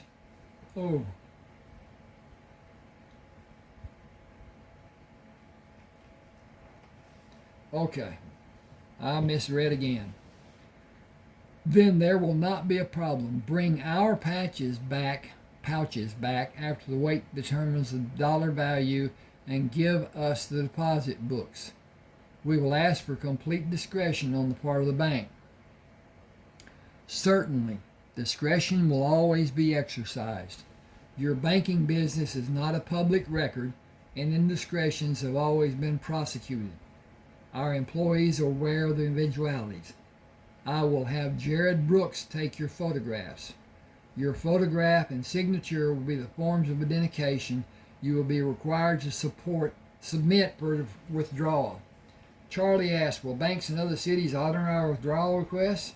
I cannot speak for all banks, but most will after this bank has been contacted and approves the transfer. Always be prepared to present your bank book when you frequent the bank of your choice. How much gold do you have? Holding the pouch out, Buzzard said, 36 pounds. Each of us has more than 36 pounds. That is a hefty sum.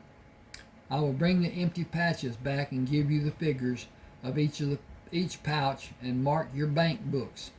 Jared will do the photographic work while I'm busy in the vault room. Leaving the bank, Charlie sat on the passenger side of the truck. I have an identity. I have substance. I have a bank account. I have a life. Thank you. You worked for it, only because you allowed me to work for it. You worked for it, and we aren't finished. In 3 or 4 days, all the gold, other than the quartz, will be removed from the cave. 2 days from now is Friday. We'll make another deposit and have our photographs fixed to the inside cover of the bank books. Monday, we will make another deposit, and Wednesday and Friday, and the following Monday, Wednesday, and Friday. We will melt and pour more gold between the days we come to Flagstaff to make deposits. That's not days we go. I hate this thing. Okay. Ding, ding, ding, ding, ding, ding. Okay. We got that. We go to Flagstaff to make deposits. It should be done in bars to be sold and deposited in rounds that we can carry in one of our pouches. Buzzard backed the truck away from the bank. We just opened bank accounts. The information of those accounts is private. Our names are not. They are listed on the customer registry for the public to see. Charlie pushed back into the upright sitting position. The name I'm using has no meaning for anyone. It might if it is associated with mine, and because of the vicinity of the bank and the proximity of the bank to the area you were last seen in. Some smart person could put 2 and 2 together and might collect a reward for divulging that information, if a reward has been offered. What can I do? We must be extremely aware and just as careful. We need an escape plan, maybe several escape plans, together and alone. With us together. Okay, I got to do that different too. I shortened it, shouldn't. With us being together and alone. Okay. We have time to prepare for that eventuality. I do not have the assurance you have. I would not know the first thing to do or how to do it.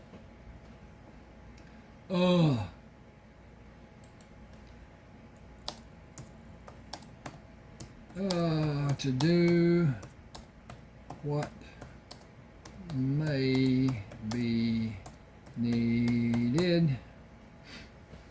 I do not know the first thing to do or how to do what may be needed. You do. Saddle Hiram first. Be prepared to jump in the saddle and ride for your life. Prepare Dino for the packs, load and leave. Getting free is most important. Coming back will never be an option. Go away from the problem. Go to St. George to collect all your cash and sell the horses. Buy a train ticket in another name and use initials and your last name. Go away from the trouble. Don't stop in a small town. The more people around you, the better it will be. I think that needs to be, the more people around you, the better it will be. Okay. Think of your safety first. It is better that we don't know where each of us will go. It can't be forced from us if we don't know. Remember, they are going to kill you. They were going to kill you. I think that will be the purpose if you are ever located.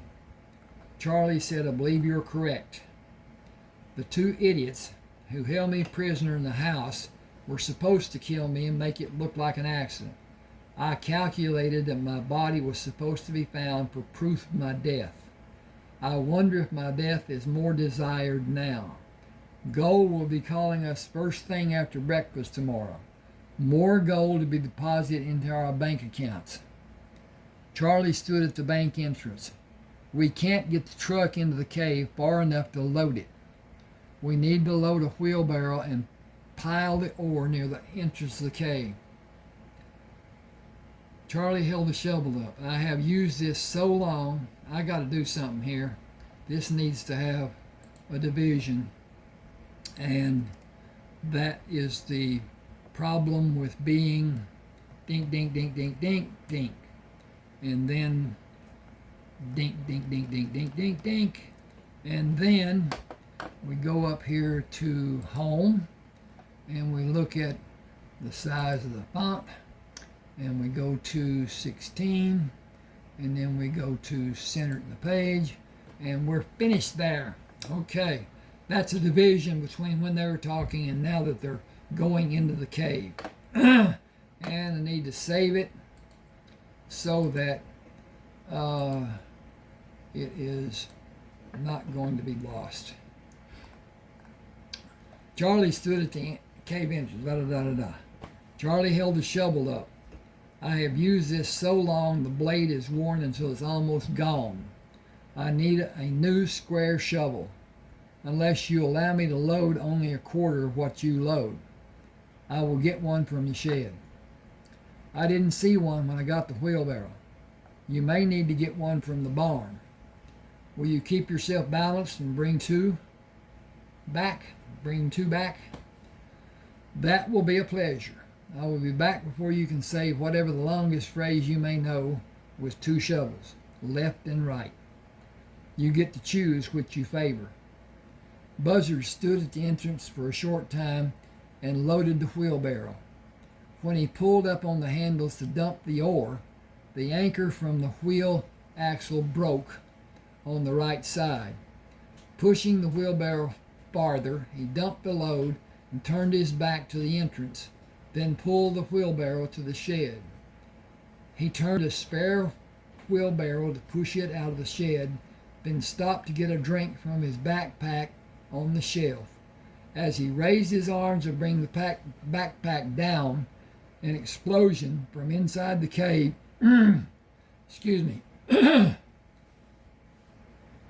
leveled the shed, knocking him down with the left side of his face on the dirt floor.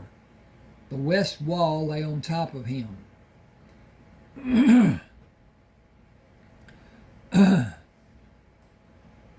Without pressing. Okay, I got to get dee. Well, there it is.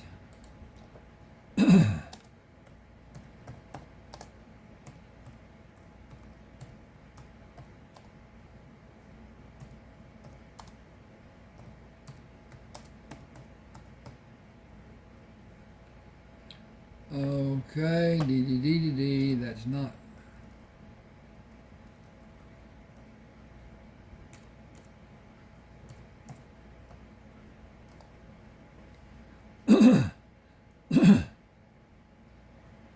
The west wall lay on top of him without pressing on his head.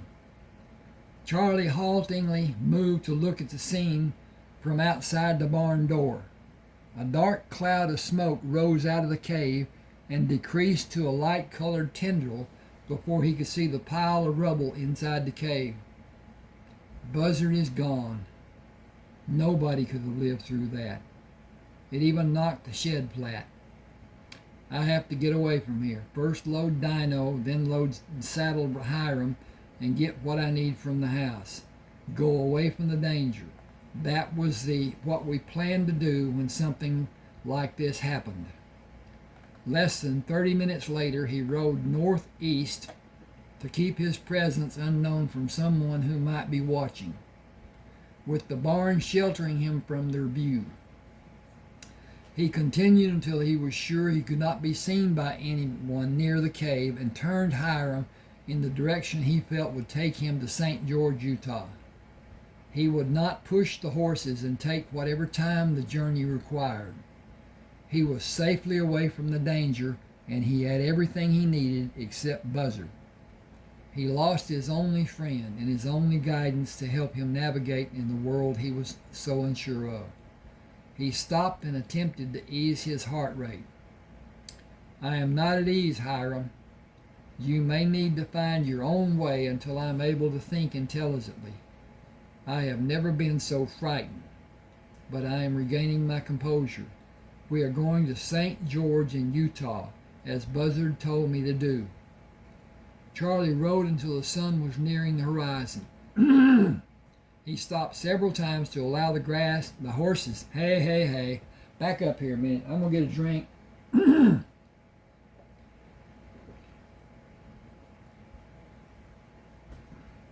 He stopped several times to allow the horses to pull grass growing near the base of the mountains. Nourished by the water that melted and slowly washed across the face of the rocks and down to the floor of the valley, making pools of standing water along the base of each mountain. He removed the saddle from Hiram and hobbled him, then unloaded the packs from Hydro and placed hobbles on him. The horses moved to the grass and grazed into the night, leaving Charlie wanting a fire. He had not seen wood for a fire since he began following the valley floor as he moved steadily north. St. George and the railroad was at least a 3-day journey using the horses.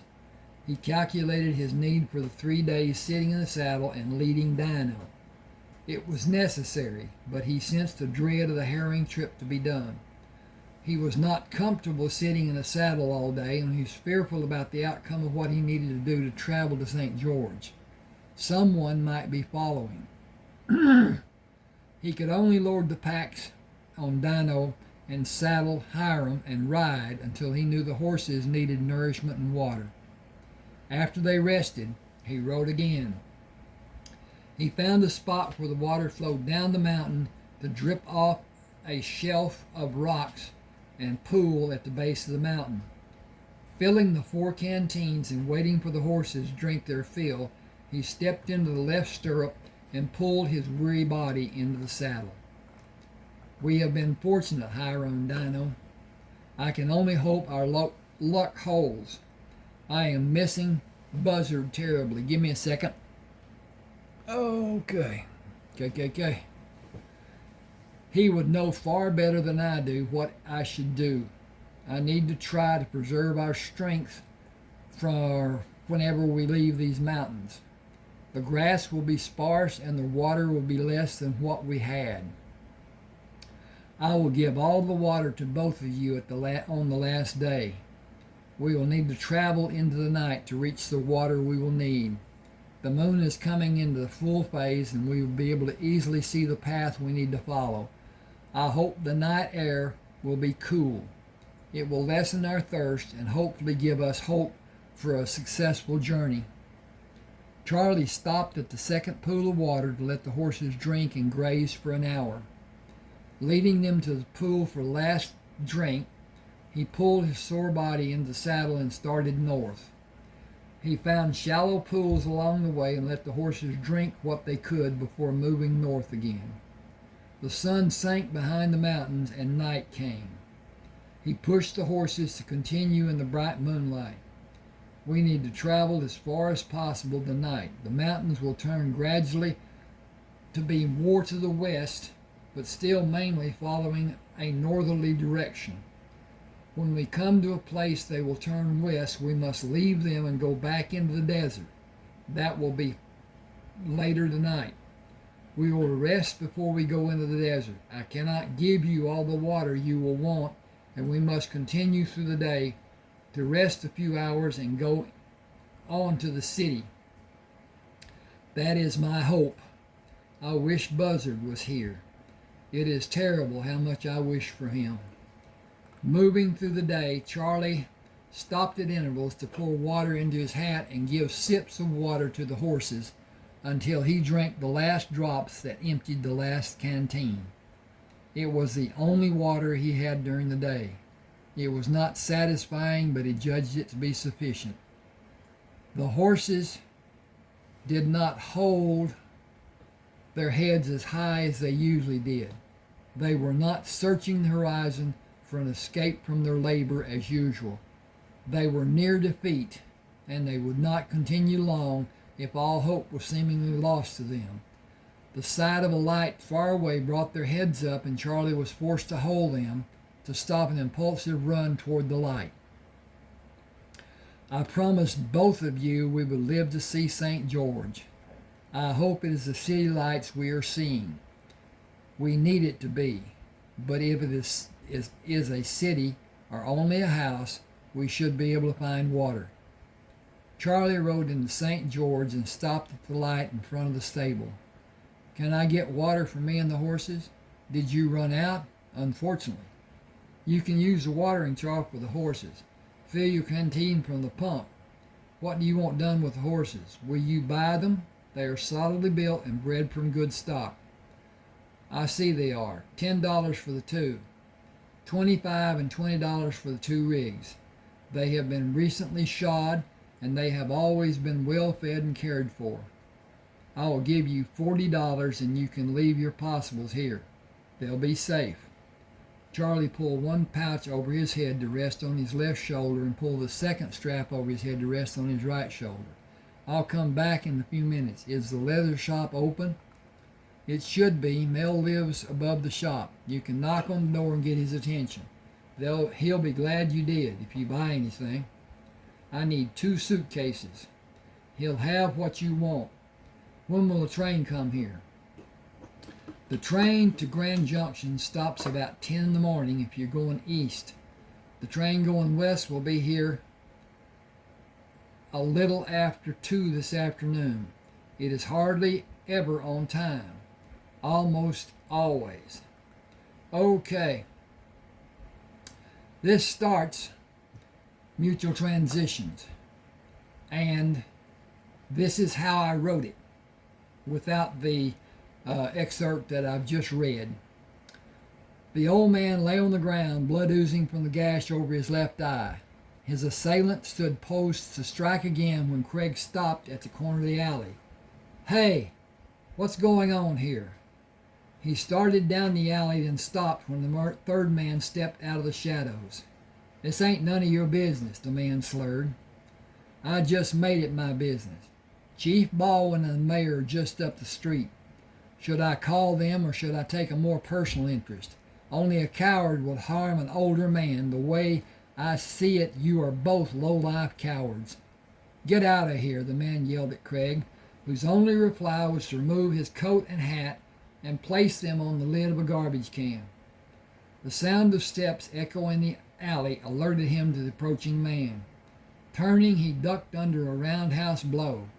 He saw the other man kick the old man in the side and heard a gasp of pain.